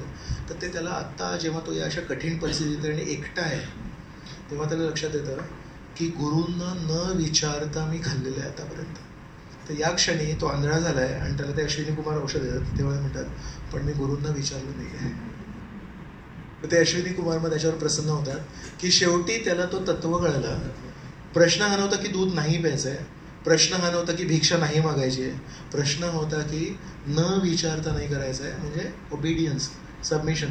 तो अर्जुनाने ते इथे केलं आहे. शिष्यस्तेहम चादी माम त्वं प्रपण. तर तेव्हा ते अश्विनी कुमार म्हणतात की हे तो घेशील का. तर ते म्हणतात नाही, गुरूंना न विचारून आता मी ठरवलं आहे, आतापर्यंत भरपूर फसलो आणि स्वतःला पण फसवले, आता मी. मग अश्विनी कुमार त्या गुरूंना हात मारून, गुरु पण तिथे येतात आणि मग गुरु विचारतात की अरे तू का नाही घेतलंस ते औषध. म्हणे नाही, आज लक्षात आलं मला की न विचारता नाही घ्यायचं. गुरु म्हणतात की नाही घेऊ शकतोस. मग ते औषध घेऊन त्याला डोळे येतात. तर ही अशी सुंदर गोष्ट दिली आहे की शिकायचं काय आहे, फक्त माहिती नाही शिकायची, तर ते प्रिन्सिपल शिकायला पाहिजे. तर इथे श्रीकृष्णांकडून शिकण्यासाठी अर्जुनाला ते एक तत्व लक्षात आलं की मला हे कळायला पाहिजे की जेव्हापर्यंत मी मित्राचं नातं ठेवीन तेव्हापर्यंत मला सीमित काहीतरी माहिती मिळेल, पण आता मी जेव्हा एक शिष्य म्हणून राहीन तेव्हा मग मला श्रीकृष्ण अधिक मार्गदर्शन करतील. पुढे मग भगवद्गीता सुरू होते.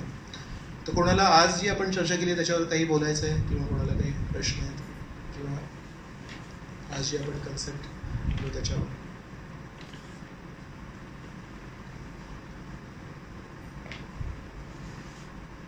सो पुढे 4थ्या अध्यायामध्ये एक श्लोक क्रमांक 34 आहे. तिथे श्रीकृष्ण स्वतः आता मार्गदर्शन करतात, पण अर्जुनाला सांगतात तद्विद्धी प्रणिपातेन परिप्रश्नेन सेवय. तर तेव्हा कोणी प्रश्न विचारू शकतात की अर्जुनाकडे श्रीकृष्ण होते, आम्ही आता कोणाला विचारायचं? तर मग तेव्हा श्रीकृष्ण अर्जुन 4.34 तर तेव्हा म्हणतात तद्विद्धी प्रणिपातेन परिप्रश्नेन सेवय उपदेक्षन्ति ते ज्ञानम ज्ञानिनस तत्वदर्शिनः. की मी जे सांगतोय त्या प्रकारे जे तत्वदर्शी आहेत तू त्यांना पण विचारू शकतोस. सो स्वतः खुद्द श्रीकृष्ण अर्जुनाला स्वतःच्या उपस्थितीत सांगतात की तू अशा श्रेष्ठ व्यक्तींना जाऊन मार्गदर्शन स्वीकार करतो. ते कशाचं उत्तर आहे? आपण हा प्रश्न विचारू शकतो की माझ्यासमोर जर कृष्ण आले तर मी श्रीकृष्णांना शादी माम त्वम प्रपन्नम करायला तयार आहे, पण श्रीकृष्ण आपल्यासमोर कमीत कमी जसे अर्जुनासमोर होते तसे नाहीत, त्यांच्या ज्ञानाच्या रूपात आहेत, गीतेच्या रूपात आहेत. तर म्हणून गीतेला का महत्त्व आहे की गीता भावनिक नाही आहे, गीता प्रॅक्टिकल आहे. तर अर्जुन भावनिक व्हायचा प्रयत्न करत होते. सो इंग्लिशमध्ये सांगायचं गेलं तर Arjun was trying to be more religious than Krishna. Krishna म्हणाले I don't want to be religious, I want to be practical. तू जाणार आहेस जे त्याचं लोक काय म्हणतील तुला, चल उभा राहा इकडे आणि युद्ध कर. सो म्हणून गीतेला का महत्त्व आहे की काही धार्मिक पुस्तकं आहेत ते कधी कधी इम्प्रॅक्टिकल होण्याच्या जवळ असतात, तो कल असतो. आणि कधी कधी या जगातले जे सेल्फ हेल्प पुस्तक आहेत जे एकदम प्रॅक्टिकल असतात, sometimes they are on the tip of atheism, नास्तिकवादाजवळ जातात ते की नाही तुम्हीच सगळे निर्णय घ्या, तुम्ही योग्य काय आहे ते विचार करा. तर इतकं पण प्रॅक्टिकल नाही बनायचं आहे की आपल्याला परमेश्वराला अस्वीकार करून नास्तिक व्हायचं आहे, आणि आपण इतके पण आस्तिक नाही व्हायचं आहे की परमेश्वराला शिकवू की काय योग्य आणि काय योग्य आहे. तर भगवद्गीता याच्या मधोमध आपल्याला एकदम आपले पाय जमिनीवर ठेवते. जरी विचार ढगांमध्ये असतील, खूप उत्कृष्ट तत्वज्ञान आहे, पण पाय नेहमी श्रीकृष्ण जमिनीवर ठेवतात. तर लहानपणी मी जेव्हा रामायण बघायचो तर कुठेतरी असं मला वाटायचं की अरे हे खूप कठीण आहे, रामचंद्राचे एकदम असे स्थितप्रज्ञ आहेत. पण जेव्हा महाभारत बघायचो तेव्हा मला हे प्रॅक्टिकल आहेत एकदम. तेव्हा मला गीतेचं ज्ञान अजिबात नव्हतं, पण एक वाटायचं की यांना कळतं कोणाला कशी शिक्षा द्यायची आणि कोणाशी कसं बघायचं. तर कोणाशी गोड बोलतात आणि कोणाशी कडू बोलतात, कोणाला धाक देतात, कोणाला प्रेम करतात, योग्यच कळतं श्रीकृष्णांना. ज्याच्याशी कसं वागायचं आणि कसं सगळं योग्य करायचं ते श्रीकृष्णांना कळतं. तर मला ते लहानपणापासून एक आकर्षण होतं, जस्ट बेस्ड ऑन दिस, की ते कसं सगळ्या परिस्थितींना कसं हँडल करतात. की नाही याला खोटं बोललं तरी चालतं, हा नेहमी सगळ्यांशी खोटं बोलतो, तर सीमित काळासाठी याच्याशी खोटं बोल आणि योग्य ते करून घे म्हणून. ओके, सो कोणाला काही प्रश्न किंवा कोणाला काही I would call it diplomatic. See डिप्लोमसीला ना, I just clarify this, diplomacy लोक जनरली करतात ते कशासाठी करतात, स्वतःच्या स्वार्थासाठी करतात, बरोबर, की माझा फायदा व्हायला पाहिजे म्हणून. आणि श्रीकृष्णाने पण डिप्लोमसी केली, पण या पूर्ण महाभारताच्या युद्धामध्ये अर्जुनाचा किंवा पांडवांचा फायदा सोडून श्रीकृष्णांचा काय फायदा झाला असेल, बरोबर. So this diplomacy is good diplomacy. एक साधा भोळा माणूस आहे आणि त्याच्यासमोर सगळे डिप्लोमॅटिक लोक आहेत आणि ते त्याला गोल गोल गोल गोल फिरवत आहेत, आणि श्रीकृष्ण म्हणत आहेत की या साध्या भोळ्या माणसाला तेवढी डिप्लोमसी शिकवायला लागेल मला की यांची डिप्लोमसी हँडल करशील. तर तेवढी डिप्लोमसी श्रीकृष्ण मान्य करतात, शिकवतात आणि तेवढा वाव देतात आपल्याला. तेवढं आपण स्मार्ट असायला पाहिजे की कोणी आपल्याला इतकं भोळं नाही म्हणायला पाहिजे. सी भोळेपणा आणि बावळटपणा यामध्ये अंतर आहे. तर आपण भोळं असायला पाहिजे पण आपण बावळट नसायला पाहिजे. We can be childlike but we should not be childish. Childlike innocence म्हणतात ना, हा नाही लहान मुलांसारखं निरागस आहे. तो निरागसता आणि वेंधळेपणा याच्यामध्ये अंतर आहे. सो श्रीकृष्ण इज सेइंग चांगले व्हा, चांगलं करा, पण तुम्हाला जर कोणी फसवत असेल तर तेवढं डील करता यायला पाहिजे. सो एकदा प्रभुपादांना, यांच्या आचार्यांना प्रभुपाद, त्यांना विचारलं की who is a gentleman. So Prabhupada म्हणाले जेंटलमॅन मीन्स, यांना प्रश्न विचारला हु इज अ जेंटलमॅन, सज्जन कोण. तर म्हणाले gentleman means he does not cheat anybody and he does not allow anybody to cheat him. So जर आपण एवढे जेंटलमॅन असलो की we don't cheat anybody but we allow people to cheat us, then you know what happens. आपली ती फसवणूक बघून इतर जे सज्जन आहेत ना ते म्हणतात सज्जन असल्याने जर असं फसवलं तर मी सज्जन नाही होणार. सो आपला जो तथाकथित सज्जनपणा आहे, वी आर डिस्ट्रॉईंग सज्जनता in this world by being a bad example. आपण इतके साधे, आपण इतके भोळे की इतर साधे भोळे लोक म्हणतात साध्या भोळ्या व्यक्तीचं हे हाल होत असेल तर मला साधा नाही व्हायचंय, मला भोळा नाही व्हायचंय. मग आपण साधे भोळेपणाला वाव देतोय की आपण त्याला कमी करतोय. सो ते अर्जुनाचं चाललं होतं की मी खूप साधा राहील, मी खूप भोळा राहील. आणि श्रीकृष्ण म्हणे तेवढा साधा आणि तेवढा भोळा होऊ नको, मी जेवढा म्हणतो तेवढा राह. अजून कोणाला काय सज्जनता आणि दुर्बलता. येस. सो माझा तो पॉइंट होता ना की आपली सज्जनता ही मी काही करू शकत नाही म्हणून सज्जनता आहे. Lack of it should not be lack of opportunity. सज्जनता शुड बी अ चॉईस. मी काहीतरी करू शकतो पण नाही, चांगल्या कारणासाठी, उच्च आदर्शांसाठी मी स्वतःला रोखून धरले, त्याला सज्जनता म्हणतात. मग जो सज्जनता धरतोय ना त्याला सज्जनता सोडायची पण क्षमता पाहिजे. जो पकडू शकतो तो सोडू शकतो आणि जो पकडू नाही शकत तो सोडू पण नाही शकत. जो खरोखर सज्जन नाहीये म्हणजे त्यांनी सज्जनता धरली नाहीये, फक्त तो नाटक करतोय, ढोंग करतोय, म्हणजे बोलणं मोठं मोठं पण इथे गडबड आहे. तर ज्यांनी सज्जनता धरलीच नाहीये पण मुखवटा लावलाय तो सोडू पण नाही शकत. म्हणजे कुठल्या क्षणी त्याची ती दुर्जनता बाहेर पडेल हे त्याच्या हातात नाहीये. सोडू शकतो म्हणजे काय, आता किती वाजले, 8:40 वाजले समजा, तर मी 8:40 वाजता मी माझी सज्जनता सोडेल, म्हणजे ते माझ्या हातात आहे. I am controlling when to catch and I am controlling when to leave. So I am saying if I am not able to control when to catch, I also cannot control when to leave.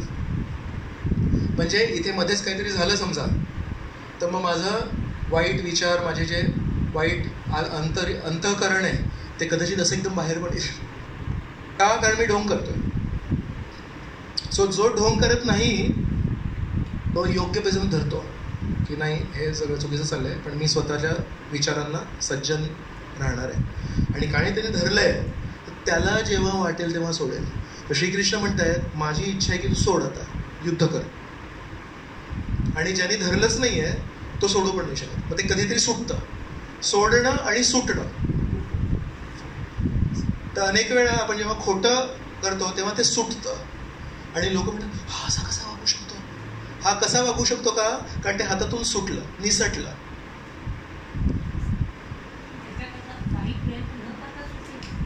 नाही, अर्जुनाचं सुटत होतं पण श्रीकृष्णाने धरलं. तर श्रीकृष्ण म्हणतात की नाही सोडू नकोस तू. आपण जप करूया.